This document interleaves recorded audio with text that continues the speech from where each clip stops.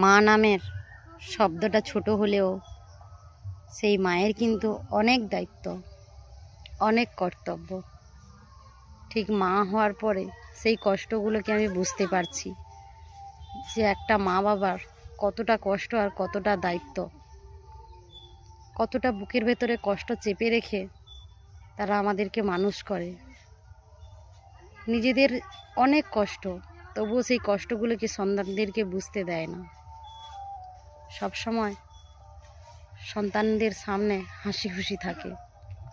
তাদের শরীরে হাজারো কষ্ট, কিন্তু সেই বাবা মা সন্তানদের বিন্দু মাত্র বুঝতে দেয় না। তাদের সব শখ আহ্লাদ পূরণ করে।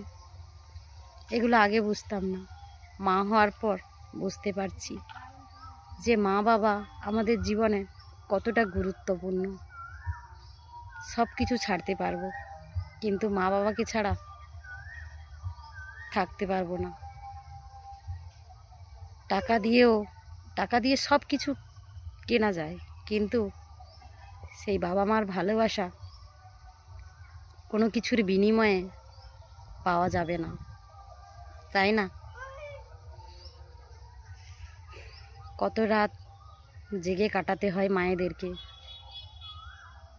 হয়তো হুট করে জ্বর এসে গেছে, শরীর অসুবিধা হয়েছে, সেই মাকে কত রাত না ঘুমিয়ে জেগে থাকতে হয় সন্তানদের মাথার সামনে, তাই না? হাজারো কষ্ট করতে হয়, কত রাত চোখে ঘুম নেই, না খেয়েও সন্তানদেরকে খাইয়ে যায়।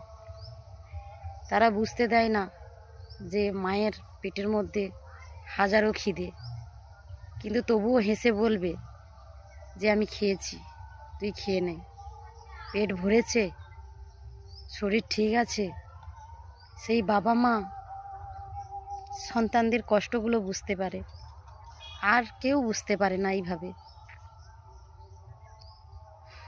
আজ খুব মিস করছি মাকে, খুব মায়ের কথা মনে পড়ে, কিন্তু কি করব?